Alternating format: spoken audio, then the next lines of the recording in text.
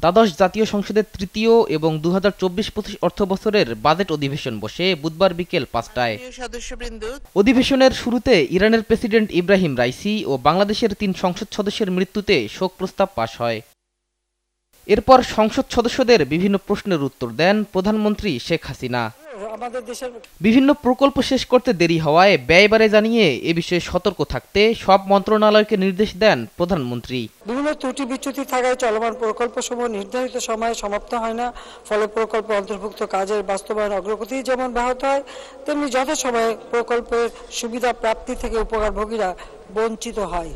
এক্ষেত্রে কারিগরি, প্রযুক্তিগত ও প্রকৌশলগত বিষয়াধীন ঝুঁকি, সংবেদনশীলতা, প্রশাসনিক, প্রাতিষ্ঠানিক ও আইনগত বিষয় ইত্যাদি বিশ্লেষণপূর্বক প্রকল্প প্রণয়নের বিষয়ে গুরুত্ব প্রদানের জন্য সংশ্লিষ্ট মন্ত্রণালয় অথবা বিভাগকে দৃষ্টি আকর্ষণ করা হয়ে থাকে।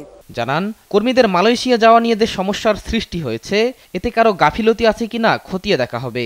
যারা বাইরে যেতে চাবে তাদের জন্য যেমন প্রবাসী কল্যাণ ব্যাংক আমরা তৈরি করে দিয়েছি, প্রবাসী কল্যাণ মন্ত্রণালয় থেকে সেখানে রেজিস্ট্রেশনের ব্যবস্থা করা হয়েছে। আমরা যে সারা বাংলাদেশ ব্যাপী ডিজিটাল সেন্টার করে দিয়েছি, তার মাধ্যমে রেজিস্ট্রেশন করতে পারে সেই সুযোগটাও করে দেওয়া হয়েছে। কিন্তু এছাড়াও কিছু লোক সবসময় ওই দালালের খপ্পরে পড়ে এবং দালালদের ধরে যেতে চায়, এবং এই যেতে যেয়েই কিন্তু তারা সমস্যা পড়ে যায় এবং সমস্যা হতো। কিছু মানুষ আছে কে আগে যাবে সেই দৌড় দিতে যেয়ে হাতা খাতা বাড়ি ঘর সব বিক্রি করে তারপরে পথে বসে, অথবা সেখানে যদি চলেও যায় বিপদে পড়ে। এখন মানুষকে বারবার আমরা বলছি যে এভাবে না যাওয়া, তারা সোজাসুজি যেটা নিয়ম সেই নিয়ম মেনে যদি চলে তাহলে কিন্তু এই বিপদগুলির সৃষ্টি হয় না। এটা হলো বাস্তব কথা। তবে এবারে কি সমস্যাটা হয়েছে অবশ্যই এটা আমরা খতিয়ে দেখছি, এবং এর জন্য যদি কেউ দায়ী থাকে অবশ্যই তার বিচার করা হবে। জেলায় জেলায় মেডিকেল কলেজ দরকার নাই উল্লেখ করে প্রধানমন্ত্রী বলেন, মেডিকেল কলেজ করার আগে শিক্ষার পরিবেশ নিশ্চিত করতে হবে।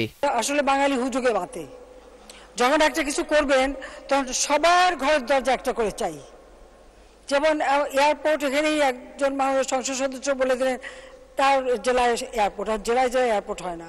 আর মেডিকেল কলেজগুলিও যে যখন আমরা করছি, অবশ্যই মেডিকেল কলেজ করবার আগে যথাযথ শিক্ষক পাওয়া যাবে কিনা, কত ছাত্র পাওয়া যাবে, এবং যারা শিক্ষা নেবে সেখানে সেই হাসপাতাল উপযুক্ত আছে কিনা বা সেই সেবাটা নিতে পারবে কিনা, এই সকল বিষয়গুলি বিবেচনা করেই কিন্তু মেডিকেল কলেজগুলি করা হয়। কোথায় কোথায় মেডিকেল কলেজ হবে সেটা অবস্থা বিবেচনা করে সেখানে যথাযথ শিক্ষক থাকবে কিনা, চিকিৎসা শিক্ষার জন্য হাসপাতাল আছে কিনা, ছাত্রছাত্রী পাওয়া যাবে কিনা, সবগুলি বিবেচনা করেই আমরা মেডিকেল কলেজগুলি করব।